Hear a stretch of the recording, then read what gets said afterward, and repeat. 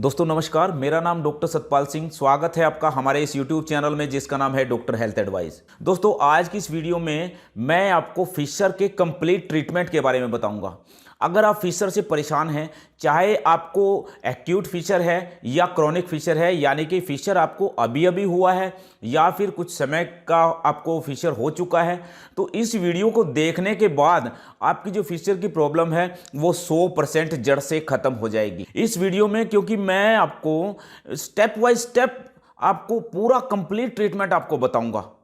जहां तक मैं मानता हूं कि इस वीडियो को देखने के बाद आपको फिशर से संबंधित कोई और वीडियो देखने की जरूरत शायद नहीं पड़ेगी, क्योंकि इस वीडियो में मैं आपको फिशर का कंप्लीट ट्रीटमेंट बिल्कुल खुलकर आपको बताऊंगा।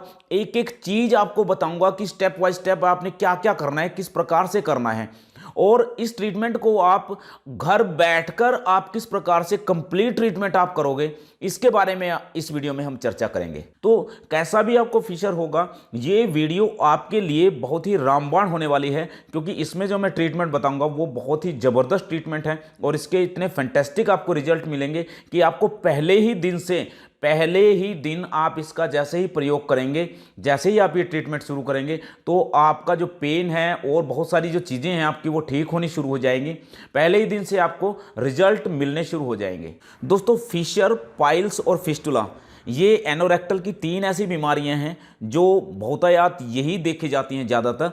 तो इन तीनों में से जो फिशर है, ये ही इन तीनों में से एक ऐसी प्रॉब्लम है, ऐसी बीमारी है जिसमें बहुत ज़्यादा असहनीय दर्द होता है पेशेंट को, और ये दर्द इतना तेज होता है कि ये बर्दाश्त से बाहर हो जाता है, और इसी दर्द के कारण पेशेंट को ऑपरेशन करवाना पड़ता है। इसी दर्द से राहत पाने के लिए पेशेंट तड़पता है, और इसी कारण से वो कहता है कि बस मेरा किसी तरीके से भी इससे छुटकारा मिल जाए, मुझे चाहे ऑपरेशन करवाना पड़े या कुछ भी, मेरा कोई भी ऐसा ट्रीटमेंट कर दीजिए कि मुझे एकदम दर्द से राहत मिल जाए। तो इसी कारण से लोग इमरजेंसी में फिर ट्रीटमेंट करवाते हैं। तो इसका सबसे बड़ा कारण यही है ऑपरेशन करवाने का कि इसमें जो दर्द होता है वो बहुत ज़्यादा असहनीय होता है। आज की वीडियो थोड़ी सी लंबी हो सकती है, तो इसको स्किप मत करना, क्योंकि आज का वीडियो आपके लिए बहुत ही लाभदायक होगा, और मैं तो ये कहूँगा कि आपके लिए इतना रामबाण होगा कि इस वीडियो को देखने के बाद आपकी जो प्रॉब्लम है, जो फिशर की जो शिकायत है, वो बिल्कुल ही जड़ से खत्म हो जाएगी। दोस्तों आगे बढ़ने से पहले अगर आपने हमारे चैनल को अभी तक सब्सक्राइब नहीं किया है तो कृपया हमारे चैनल को सब्सक्राइब कर लें, साथ ही साथ बेल आइकन को प्रेस कर लें ताकि हमारे आने वाली हर वीडियो का नोटिफिकेशन आपको मिल सके। तो दोस्तों ट्रीटमेंट बताने से पहले हम शॉर्ट में बात कर लेते हैं कि फिशर क्या होता है और ये क्यों होता है। तो दोस्तों जब हमें कॉन्स्टिपेशन होती है, यानी हमें कब्ज हो जाती है और कब्ज की वजह से हमारा स्टूल हार्ड हो जाता है, जब हम मोशन करने के लिए जाते हैं तब ये हार्ड स्टूल जब पास होता है तो हमारी एनस पे जो हमारे जो फोल्ड होते हैं, ये इस प्रकार के जो फोल्ड होते हैं, म्यूकोजा जो होता है वो बहुत ज़्यादा सॉफ्ट होता है। तो हार्ड स्टूल जैसे ही यहाँ से पास होती है तब यहाँ पर एक कट लग जाता है, वो म्यूकोजा जो होती है वो फट जाती है और वहाँ पर एक चीरा लग जाता है, एक कट लग जाता है। और ये जो कट होता है वो मैं आपको इस पिक में भी दिखा रहा हूँ। ये जो कट होता है इसी को हम फिशर कहते हैं, और जब यह कट लगता है तो म्यूकोजा फट जाती है, और इसी कारण से हमारा जो स्फिंक्टर मसल है वो टाइट होता चला जाता है। और जब भी पेशेंट मोशन करते समय और खासकर मोशन करने के तुरंत बाद हमें बहुत ज़्यादा तेज दर्द होती है, बहुत ज़्यादा जलन होती है, टीस होती है, और इस प्रकार की जलन होती है कि जैसे किसी ने जख्म पर कोई नमक छिड़क दिया हो, और यह दर्द जलन 1 घंटे से लेकर 7-8 घंटे तक भी रह सकती है। जब हम लैट्रिन जाएंगे तो क्या होगा, ये कट जो हमें लगा हुआ है, इस कट में जो लैट्रिन का कुछ हिस्सा इसमें कुछ फंसा रह जाता है, जिसकी वजह से यह कट ठीक नहीं होता है और ये आहिस्ता आहिस्ता ये बढ़ता चला जाता है और क्रोनिक कैटेगरी में ये चला जाता है। दोस्तों यह जो कट होता है वह ज़्यादातर 6 o'clock या 12 o'clock पर होता है, यानी कि हमारी गुदा के या तो बिल्कुल ऊपर के हिस्से पर होगा या फिर बिल्कुल एकदम नीचे के हिस्से पर यह होगा। और जब यह फिशर, यानी जब यह कट हमें जो लग जाता है, जब यह फिशर बन जाता है, तब जब यह पुराना होता चला जाता है तब इसके पास एक छोटा सा दाना सा उभर आता है, जिसको मैं आपको पिक में भी दिखा रहा हूं। इस छोटे से दाने को हम सेंटिनल टैग बोलते हैं, और कई लोग इसी टैग को बवासीर का मस्सा समझ लेते हैं, यानी पाइल मास समझ लेते हैं।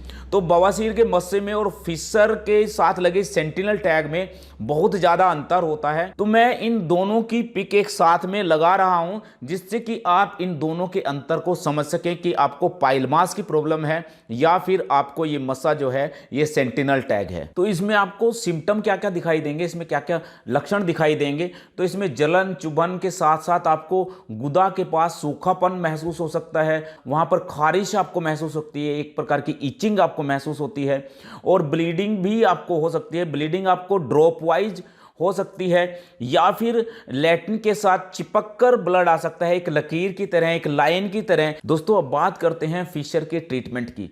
तो दोस्तों इसमें मैं आपको स्टेप वाइज बताऊंगा कि आपने कैसे कैसे आपने इस ट्रीटमेंट को करना है और इस ट्रीटमेंट को आप घर पर बैठकर ही आप किस प्रकार से करोगे तो इसके बारे में हम बात करेंगे। लेकिन आपने एक बात का ध्यान रखना है कि ट्रीटमेंट जिस तरीके से मैं बताऊंगा, जो जो स्टेप मैं बताऊंगा आपने उसी तरीके से करना है। ऐसा नहीं है जो स्टेप मैंने आपको पहले बताया है कि ये पहले करना है और आप उसको बाद में कर रहे हैं और बाद वाले स्टेप को आप पहले कर रहे हैं। तो आपको लाइन ऑफ ट्रीटमेंट बिल्कुल आप एज इट इज करना है जिस प्रकार से मैं आपको बताऊंगा, तभी आपको एकदम फैंटास्टिक बढ़िया वाले रिजल्ट मिलेंगे। और मैं यकीन से कह सकता हूं कि आपकी जो प्रॉब्लम है फिशर की वो बिल्कुल जड़ से समाप्त हो जाएगी अगर आपने एज इट इज इस वीडियो को फॉलो किया। तो दोस्तों बात करते हैं ट्रीटमेंट के बारे में। तो इसका जो पहला स्टेप है वो है सिट्स बाथ, यानी कि गर्म पानी की सिकाई। तो इसके लिए आपने किसी टब में गर्म पानी लेना है और इसमें 1/4 चम्मच आपने फिटकरी का डालना है। फिटकरी के बारे में आप सभी जानते हैं, इसको हम इंग्लिश में एलम बोलते हैं। और यह जो फिटकरी है नाई भी शेव के बाद इसका प्रयोग करते हैं और बहुत सारी जगह पर इस फिटकरी का प्रयोग होता है। ये परचून की दुकान से आसानी से मिल जाती है और यह किसी भी पंसारी की दुकान से भी आसानी से मिल जाती है। तो ये आसानी से मिलने वाली चीज है, इसका नाम है फिटकरी। तो फिटकरी आपने 1/4 चम्मच उस पानी में डाल लेना है और आपने जो गर्म पानी लेना है वो बहुत ज्यादा तेज गर्म पानी नहीं लेना है जिससे कि हम जल जाएं। तो आपने इतना गर्म पानी लेना है कि जिसमें हम आसानी से बैठ सकें। अब आपने सिर्फ बात के लिए पानी कितना लेना है, यानी कितनी मात्रा में ये पानी लेना है। तो आपने इतना पानी लेना है जिसमें आपका जो गुदा का जो एरिया है, हमारा जो निचला जो हिस्सा है वो उसमें अच्छे से डूब जाए। अब दूसरा सवाल यह है कि ये सिट्स बात है आपने दिन में कितनी बार लेना है। तो ये सिट्स बात आपने दिन में आप 2 से 3 बार आप ले सकते हैं।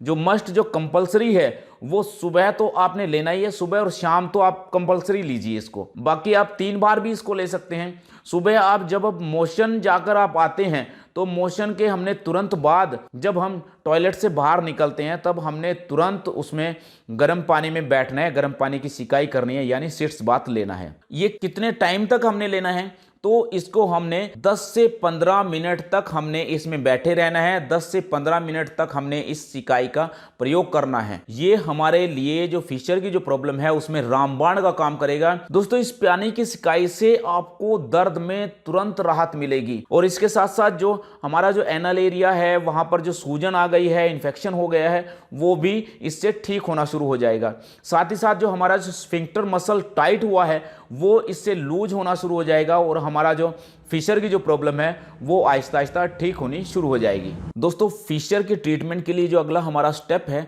वो है लोकल एप्लीकेशन। तो लोकल एप्लीकेशन के लिए मैं आपको 2 प्रकार की दवाइयां यहां पर बता रहा हूं।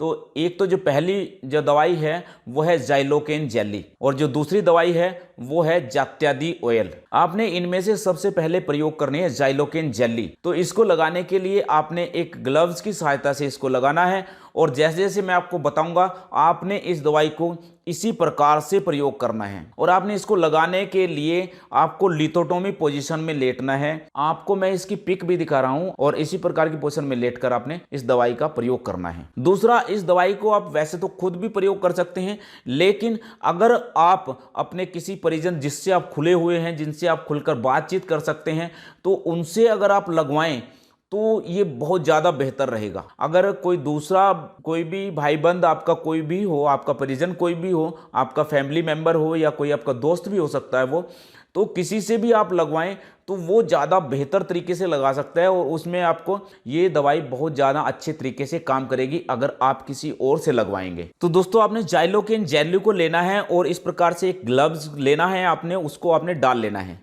आप पूरा ग्लव्स भी ले सकते हैं और आप ग्लव्स की आप फिंगर काट कर एक फिंगर भी आप उस पर चढ़ा कर अपने फिंगर पर ये ग्लव्स की फिंगर चढ़ा लें तो उससे भी आप इस दवाई का प्रयोग कर सकते हैं। तो जाइलोकेन जेली आपने लेनी है। सबसे पहले आपने क्या करना है, जो हमारी जो एनस है, गुदा है, आपने बाहरी हिस्से पर उसको लगाना है ताकि वो वहां का एरिया लुब्रिकेंट हो सके, चिकना हो सके। दोबारा फिर आपने जाइलोकेन जेली लेनी है और उस जाइलोकेन जेली को आपने जेंटल तरीके से या बड़े अच्छे तरीके से, बिल्कुल आराम से, आपने जल्दबाजी इसमें नहीं करनी है, बिल्कुल आराम से इस काम को करना है।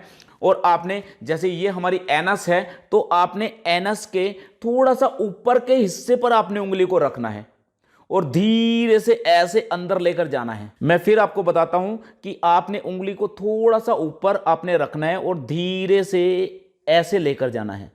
तो आपने डायरेक्ट ऐसे नहीं लेकर जाना है, ये बिल्कुल रॉन्ग मेथड है, इससे दर्द और ज़्यादा होगी। तो ये जो तरीका है कि आपने उंगली को ऐसे एनस के थोड़ा सा ऊपर रखना है, हल्का सा ऊपर, और आहिस्ता से आपने इसको ऐसे प्रेस करके फिर आपने आराम से अंदर लेकर जाना है।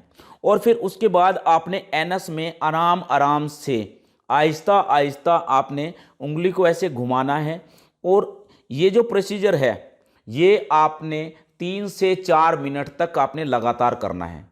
इससे क्या होगा, इससे जो अंदर जो हमारा जो स्फिंक्टर मसल है जो टाइट हो रखा है, जिसकी वजह से हमारा फिशर ठीक नहीं हो रहा है, उसकी जो टाइटपन है वो कम हो जाएगा और फिशर हमारा जो है वो ठीक होना शुरू हो जाएगा। तो जाइलोकेन जेली जो है वो एक प्रकार का सुन्न करने वाली दवाई है, जिससे हमारी एनस का जो एरिया है वो सुन्न हो जाता है और हमारा जो स्फिंक्टर मसल है वो रिलैक्स हो जाता है और हमें दर्द से राहत मिल जाती है। बाकी इसका काम सिर्फ सुन्न करने का है और इससे जो हमारा जो एनल रीजन है वो लुब्रिकेंट हो जाता है।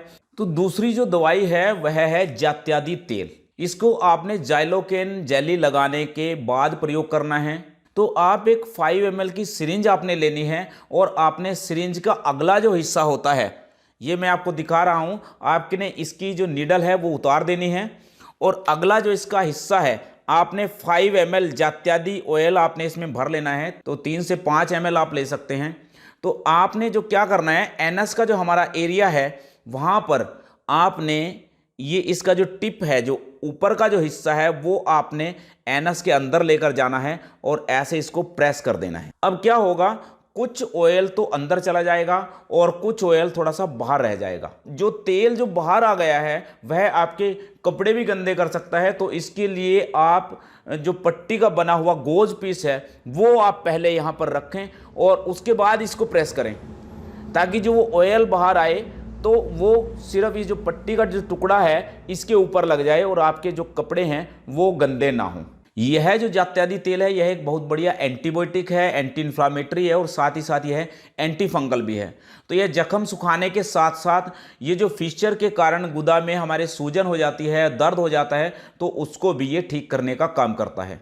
तो यह जो जात्यादी तेल है आप किसी भी आयुर्वेदिक मेडिकल स्टोर से आप इसे ले सकते हैं और इसको आप किसी भी अच्छी कंपनी का आप ले लीजिए। ये डाबर का आता है, बैद्यनाथ का आता है, पतंजलि का आता है और बहुत सारी कंपनीज का आता है। तो किसी भी अच्छी कंपनी का आप इसको लेकर इसका प्रयोग कर सकते हैं। फिशर के ट्रीटमेंट का जो अगला स्टेप है वह है कुछ ओरल मेडिसिन।